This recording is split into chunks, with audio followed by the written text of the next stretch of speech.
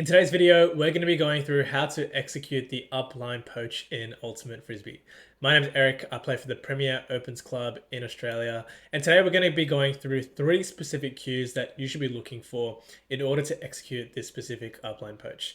Now we're going to go through an example in just a second, but before we jump into it, I just want to emphasize just how impactful this upline poach can be. This is probably one of the 2 or 3 most common block patterns that I have used to get poach blocks in my career. And this specific type of poach blocks works even up to elite level, even in this example at the US Open. So if it consistently comes up and works at this level, it works even more at lower levels as well. So use this specific tactic with caution because it might end up making you a complete poach block machine. So we're going to role play. We're going to go through this specific clip, and then we're going to go through 3 specific cues, 3 specific points in your decision-making process that are going to help you commit to this block early and get this block easily every day of the week. So with that being said, let's roll the clip, and I want you to pay attention to the defender at the top right of your screen.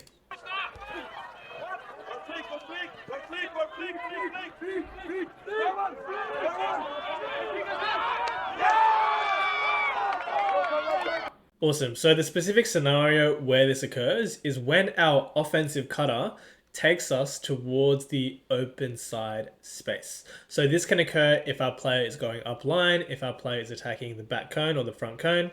This can also occur when our player is attacking an under.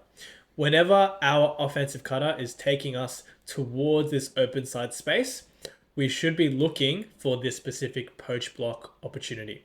Now, the first cue that we're waiting for here is we're looking at where our cutter moves to after they commit to their cut. So what that means is once they move into this space, and if we rewind just a second, there's going to be a point where they either get the disc or they get faked off. Now, when they get faked off, the first thing that we're looking for here is if they're making a threatening cut towards a new space. So in this example, we can see the offensive cutter has moved to the open side. It means we should be looking for this potential poach block chance to occur, but we've got to tick off and make sure that they're not moving towards a risky space on the field. So if I role play and I let a few frames roll by, we can see that the clearing cut here is not super threatening. How can we tell? Well, the offensive cutter here is not aggressively cutting towards this break side for the hammer. He's not calling for it. He's kind of going a little bit slowly and jogging.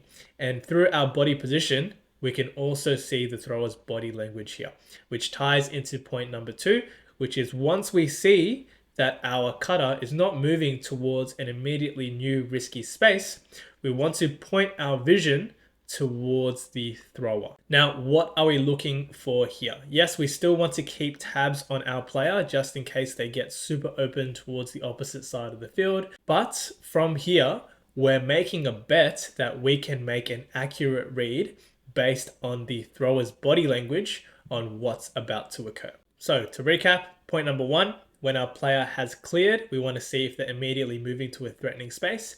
If not, we want to find vision of the thrower and make a read of this thrower's body language. This ultimately ties us into point number 3, which is this specific pattern that we're looking for on the field. As we can see, the thrower's vision is infield.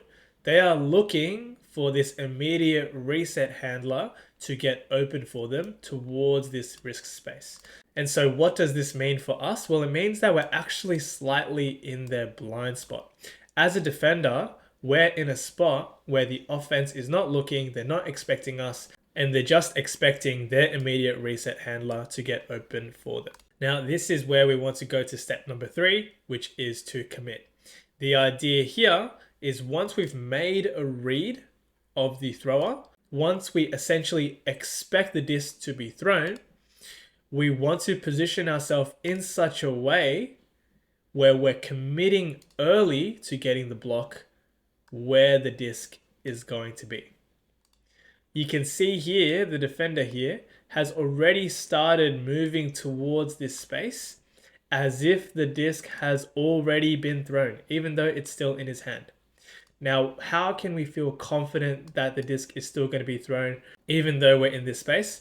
Well, it comes down to just a second prior when the thrower's vision was infield and we were in their blind spot. because we went through that second step of identifying that we're in their blind spot, that the thrower's view is in the middle of the field, we can commit to this space early, assuming that the thrower is going to release the disc because effectively they don't know that we're there defending the space. Now, in this example, it looks really obvious and it seems like the defender's able to get some sort of visionary block in this space and get things going. And it also seems like, how could anyone ever fall for this trick? But at game speed, when there's a lot of variables happening, when there's people cutting all over the place, when a thrower is stressed and has to get this reset option off, this is when this option can come into fruition. This is when we can really be looking for this opportunity to get a fast-paced poach block in this space. So with that being said, those are the 3 cues that we should be looking for. Number 1 is our player immediately cutting towards a risk space. If not, let's chill out in this space a little bit. Let's read the thrower and read their body language. Number 2, is the thrower looking towards us, or are they looking towards the middle of the field? Are we in their blind spot? And from there, number 3, is the throw going to come up? Is someone open in this space? Can we leave our player early to intercept this pass in this space and get that poach block in the blind space on the field? I guarantee you, if you implement these 3 cues into the way you're playing defense, whenever a player is moving towards that open side of the field, you will be getting more poach blocks in this space. And again, it's one of those poach blocks that just come up time and time again. If it happens at an elite level with elite decision makers, with elite offenses, then you can just imagine how easy it might be to get these sorts of poach blocks at lower levels as well. That's all for the video. Again, if you want my specific help when it comes to implementing these specific block patterns and cutting patterns and more strategies and tactics like this in your specific game, in your unique game, then I'll leave some information down in the pinned comment and in the description down below. As always, if you have any questions, leave them in the comment section down below. Like and subscribe for more Ultimate Frisbee content, and I will see you in the next one. Peace.